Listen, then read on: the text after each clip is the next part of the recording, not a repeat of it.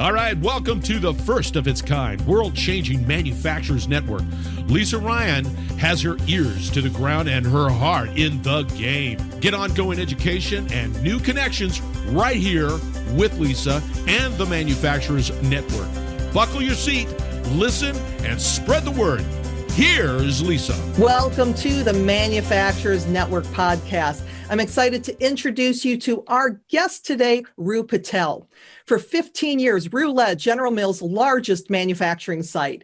He was accountable for delivering expected quantifiable results with a focus toward employee, consumer, and environmental responsibility.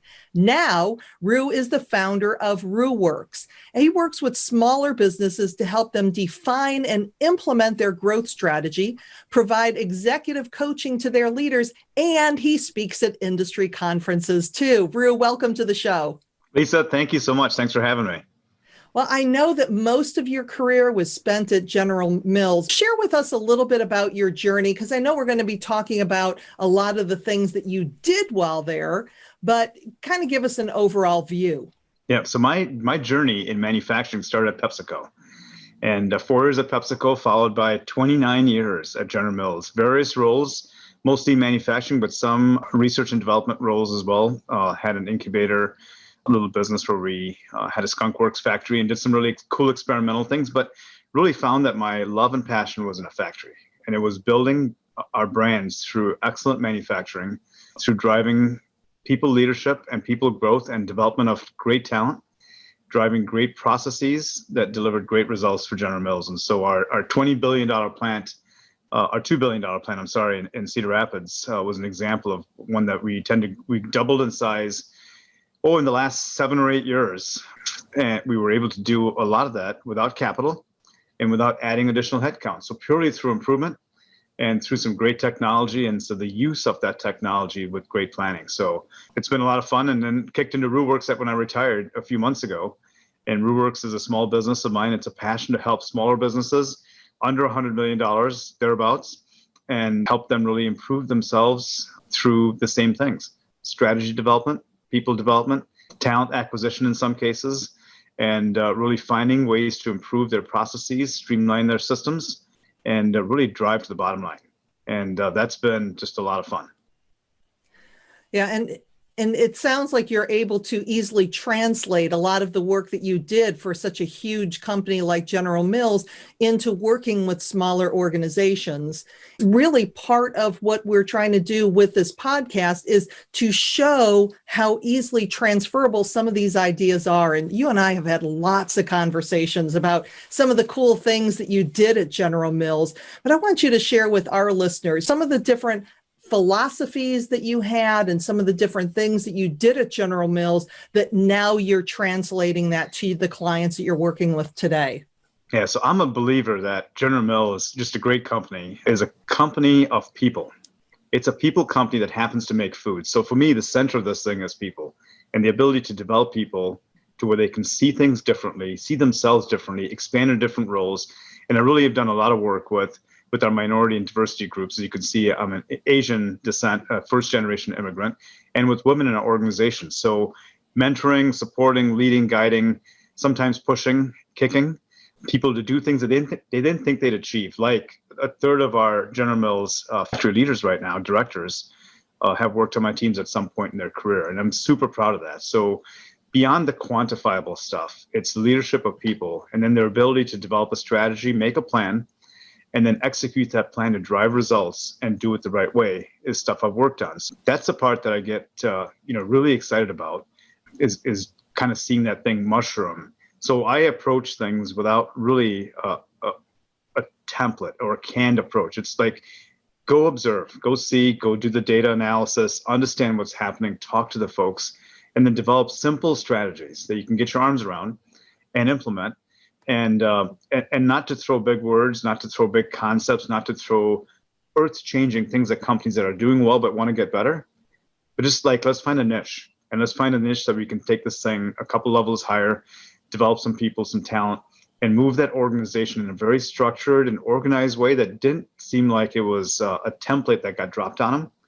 I want to do things that fit their culture and their mold, as opposed to drop things and force fit an organization into something that I've kind of developed. So it's a very different approach than a lot of the normal consultants that I've worked with bring, where they've got a program and they're trying to force fit you into their program. So I stay completely away from that part of it. Now, I use parts of things that I've grown up with. The Toyota manufacturing principles, for example, work, and they work great. So transforming those into workable components that a small manufacturer or a small business can actually leverage takes a little bit of work and takes some finesse, but there's ways to do that work within the culture, the technology, the maturity of an organization, as opposed to just dumping them onto a company.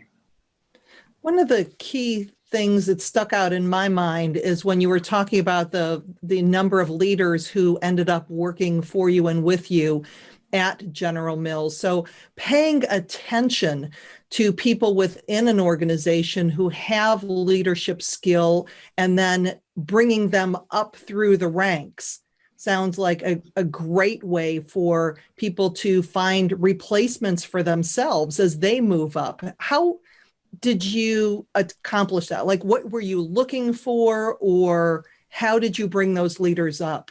Lisa, interesting question, because almost 27, 28 years ago, I started General Mills, there weren't great orientation programs, there weren't great development programs. So through my experiences at PepsiCo and in school, I kind of put together a basic Excel spreadsheet. Now think back to the early 90s, right? Basic Excel sheet that said, if I had these things in my development portfolio, I would be a happier leader and a better leader for my folks that I served, right?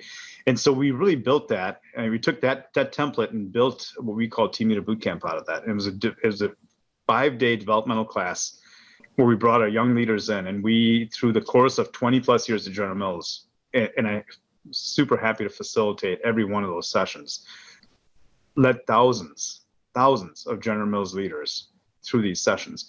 And we incorporated other folks and brought in other leaders, specialists who could help them with skills, but really focused on the core of this thing was building a foundation of leadership.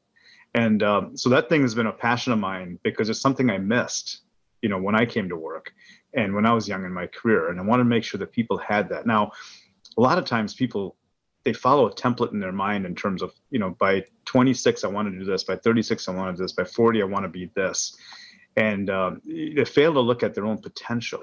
And oftentimes their potential is greater. They just haven't realized it. And it takes someone to kind of reach in, give them some positive reinforcement, sometimes give them a kick in the right direction and say, you know what, I'm looking for you to do this. So I'd meet with our young leaders, on a monthly basis. And so part of it is committing the time to go do that. And then, good Lord, they'd come out with a homework assignment every time. So they'd say, Rue, every time I come in here, I get some work. And we do some follow-up work, and we get introspective. We look at what they want to do. We look at things that challenge them, work on different skills and techniques that help them become better leaders. Hey, what's a problem you're having on the floor? Well, I had this person that had an issue, and we had a little bit of a conflict. Oh, conflict resolution. Let's talk about some of that. Let's work on some. And so instead of doing it through a big seminar with hundreds of people, I'm focusing one-on-one and saying, based on your skills and your style and the work that you're doing, how would you go about addressing that conflict? And let's work on those things. So those, the folks would have homework going out, and they'd come back and say, hey, I tried it and it worked, or I tried it and it didn't work, and let's analyze that and let's figure out why it doesn't work. So paying attention to folks is important. Paying attention to individuals matter. So going back to that original spreadsheet, what were some of the key things that were on it that you were looking for, and then you were able to develop your own program around? So for any leader in an organization, some base financial skills, right? How does the cost structure of my company work? From that, more importantly, what do I control and how do I impact that? So it wasn't just here's the P&L. It was like, okay, here's the P&L. Let's bring it down to what you do at your level. And here's 3 or 4 things you can do to impact that. That was one of them. Developing your value base and your brand as a leader was really critical early in someone's career. So how do you do that? How does it show up? What things challenge you in those environments? And how do you make sure that you stay steadfast on your values? How you stay steadfast on your leadership ability was important. Things like your commitment to safety, your commitment to, in our case, food quality. We made 1 million Cheerios a minute. They had to be right. Every one of them had to be right. No exceptions. So how do you commit to that? How do you bring your team along to committing to those things?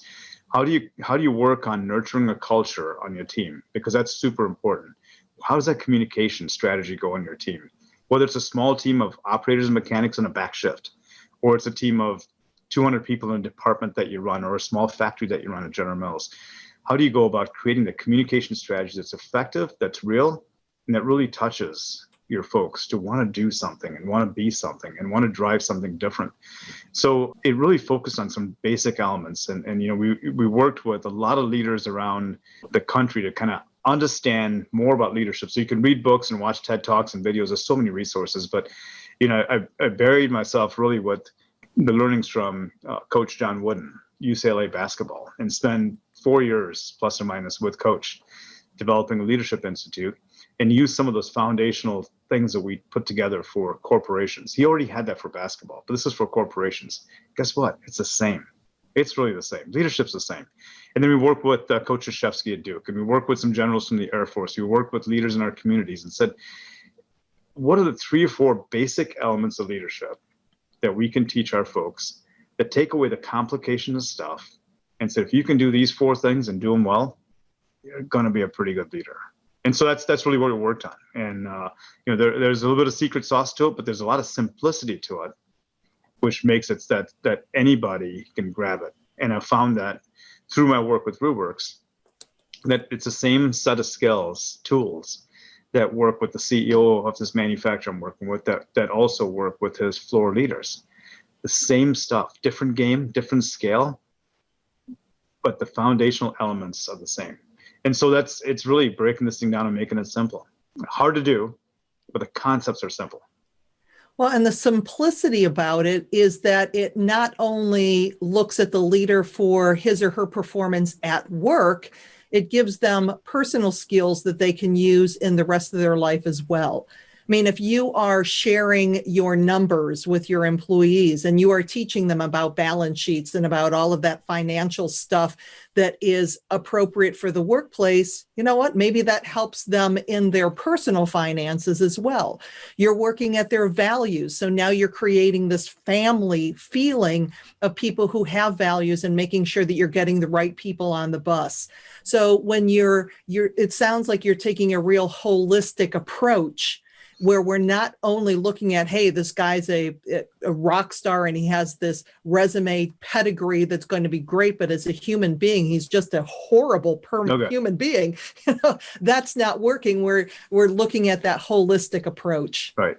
So we start with values, right? We start with values and understand the characteristics of a leader that you expect. It's the same thing I expect from my leaders that my folks would expect from me. And if you generate those lists along levels in an organization, they're not that different. They're not that different. People expect things from the leaders. So we work on those things around a set of core values, and we go from there. Then we skill build around that, as opposed to I'm so opposed to dropping a template on people and saying, well, you fit in this box. Let's fit you in this box. It's like every company's a different box. And we got to find out what their box looks like and then figure out how to fill it and then overflow it. But it really starts with values. And you're right to the point where great leaders are great at work, but they're great people. They do great things outside of work. They do great things with their family. They're great in their communities. And it's those same leadership traits, characteristics that show up along the board. So simplicity is a good place to start. Absolutely. Well, what are you finding not only in your tenure with General Mills, but also with the clients you're working with at Rue Works? What is keeping manufacturers up at night?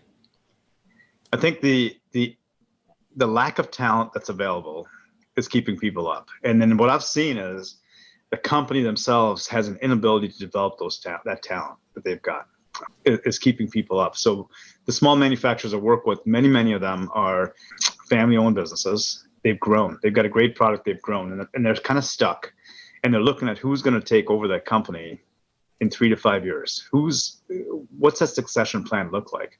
And there's a skill set that's missing. And sometimes it's generational, but it's hard for a parent owner of a CEO, for example, to address a family member about skills, about work ethic, about values, right? And so we're finding that those things in the scale of companies that I want to work with, are simple things that are keeping people up, but are real obstacles for family businesses, and are keeping things from progressing further. They're inhibiting growth because the talent level is fixed. So, for example, I'm working with a $25 million company that wants to be a $50 million organization, and they've got some great tools to go do that. But if you look at their organization, I talked to their CEO and I said, hey, if you've got 8 people on your team, 6 of them need to be $100 million thinkers for you to be a successful $50 million company. But if you've got a bunch of $12 million thinkers that are just struggling and clawing and following suit, you're never going to get there. You're just not going to get there. So how do we address that gap? How do we address that thinking? And sometimes you quite frankly have to hire it in, right? And sometimes you have to develop it. And there's a combination. So again, to my point, you work with the individuals and see where they can go and how they can grow and what their aspirations are, versus dropping in, a predefined kit for that company. And each one's been different, and each one's been fun to work with and exciting. And I'm not saying easy, but they're challenging, but they're great to work with once they realize that here's how I need to think for us to grow as an organization. So that discovery process is real for the CEOs and the owners of these companies. And sometimes it's pretty scary for them when it says, well, your family members don't have the skills, or they don't have the desire. They're happy to sit in the office. They're happy to drive the fancy car. Don't really have the desire to go do it the same way you did it. And so what is one way that you can get somebody who is a $12 million thinker to a $100 million thinker? What's your approach to mindset? And I realize that it varies from person to person, but is there a good rule of thumb to start that process? There really is. And I think it does vary from person to person. So listening to them, seeing how they operate, and then getting some good data from their team. Here's how they come across. Here's how they operate. They may not even show up to work on time. And maybe really some simple foundational things where, hey, I'm the boss's kid and I don't need to show up till 10. And I'm going to take a 2-hour lunch, right? So sometimes it's basically just, hey, work ethic and show you care. But when it comes to some foundational skills, say financial skills, there's tools available to help that acumen and to build that acumen. But the broader part of it is, well, how do you get that across? How do you build trust? How do you communicate with the team? How do you show you care? How do you show that you're capable of providing that leadership 5 years from now to run this company that people can't see in you now? And if there's damage done, it's even harder to undo some of that damage. So how do you go about building trust and taking it down a few levels and just having some good conversations with some people? So each case is going to be different, but we really look at the leadership elements first, and then we focus on what are the functional skills that tie in with that leadership element that go later with it. So you want a $12 million thinker to be a better leader, a better thinker, and then be a better financial person, right? So there's also this thing, Lisa, as you know, about the aptitude, right? Sometimes the aptitude is just not there. And so that's a more difficult question to deal with. And so, well, what can they do well? And let's figure out what that is in this company as opposed to the role they're in right now. And sometimes it's ego busting, and it's hard. It's easier for me to do it than it is for dad to do it or for mom to do it, right? Because that's not going to happen. Those conversations rarely happen, and they're not effective. So each one's different, and sometimes it's just got to be delicate with this stuff. I mean, especially with small businesses. Right. So from a networking standpoint, if you were to look from both sides, is there information, resources, help that you would like to gain from other manufacturing colleagues? And by the same token, what is some of the knowledge, skills, and expertise that you can share with other manufacturers and related industries? Right. So, I always have had this principle where I want to hang out with people that are better than me. And I don't want anybody in my group that's not as good as me. So this is not designed to sound egotistical, but when you surround yourself with people better, it forces your A game. It forces you to learn. It forces you to pay attention, simply because I don't want to get left behind. So I have to work harder, right? So it's easy for a retiree for me to be like in coast mode. And hey, I got this. And when I say that, I'm not learning. And so to be around people that I can learn, whether it's be around great leaders, be around great tacticians of folks who can go execute a plan, great negotiators, right? Good. I mean, I'm looking for those skills, and I'm looking for people that even in my personal life, I want these people to be better than me in every aspect. Not maybe one person's got everything, but in different things I can look for and say, better communicator, better bike rider, puts more effort into it. Well, I can put more effort into that, but I can also put more effort into other things, right? So it's all translatable to me. And then, so I really like to surround myself with that, and I measure that. I'm always thinking to myself, I need to be around that person because I can learn from them. So learning is a great avenue to kind of open myself up and humble down and say, I can learn. I need to learn these things. I can get better. And so it's putting the ego aside and just getting down to it. And then things that I can share is, General Mills gave me a vast opportunity to experience some things and to drive some things and to grow, develop people and talent, to build a business and, to run the biggest and most profitable manufacturing site at $2 billion a year, to try things. We started a continuous improvement program about 8 years ago. It was our sixth effort at it. And this one actually worked and stuck. Well, why was it? Well, it wasn't so much the tools, which were the same tools that everybody uses. It was the culture development and the leadership aspects that drove this thing. And it took us a while to figure that out. But once it did, then we became the plant to teach the rest of General Mills network worldwide on how to do this stuff. So the simple adage of, learn, do, teach, right? Learn something, do it well, and then go teach it because it makes you better, really holds true in a lot of things I like to do. So I think I can share with a lot of people some experiences. I like to be accountable. I like to develop people. I love to coach. I think I've had some pretty good success at it in the past. So it's exciting for me. Well, as we're getting down to our last couple minutes together, what would you say is your favorite tip, your best tip to give listeners today as far as working on their culture or taking it to that next step in their growth? I think one of the things that I ran through just recently is, walk through a plant with the CEO, and I'm always looking to see what the culture is, and I call it the sniff test, right? It feels right, or it feels like it's off, or it feels tense, or it feels really friendly. And I'm looking, the simple thing for me is like, are people walking towards the CEO or they're running and hiding, right? In this case, they're walking towards the CEO, and that's engagement. And that means that people are willing to have the conversation. It means that there's trust established. It means that you got a great foundation to build from. And I was excited about that. And when you walk your facility, whether it's an office or a bank or walking through a manufacturing facility, are people walking to you? Are they turning the corner and ducking into the mailroom? Are they ducking behind their desk? Is their computer on all of a sudden? Head down, right? That's a good clue from an engagement standpoint, whether you have them or not. Simple test. The other thing I'll tell you, Lisa, real quick, is I put my operating principles up on a dry erase board on the way out the door.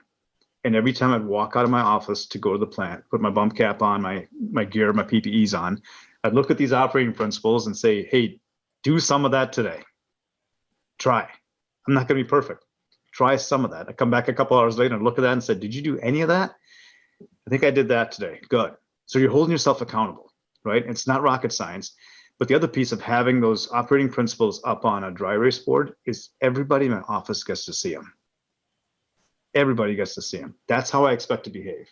And that's what I expect them to hold me to. But I also want to hold myself to it. So a couple of tips. Well, Rue, what is the best way for people who want to connect with you to get a hold of you? So I'm on email, rue@rueworks.com. And I'm on LinkedIn. And my business isn't crazy enough to have a website and that sort of stuff. Someday, maybe. But that's not my goal. The goal is to help people. So rue@rueworks.com. And you can look me up on LinkedIn and reach out to me that way. Well, Rue, thank you so much for being on the show today. It's been an absolute pleasure to chat again. Lisa, thank you. I appreciate this opportunity. Well, I'm Lisa Ryan, and this is the Manufacturers Network. We'll see you next time. Thanks for listening to the Manufacturers Network podcast. Do me a favor and share this podcast with your friends and colleagues so we can grow this network and connect more fantastic folks just like you.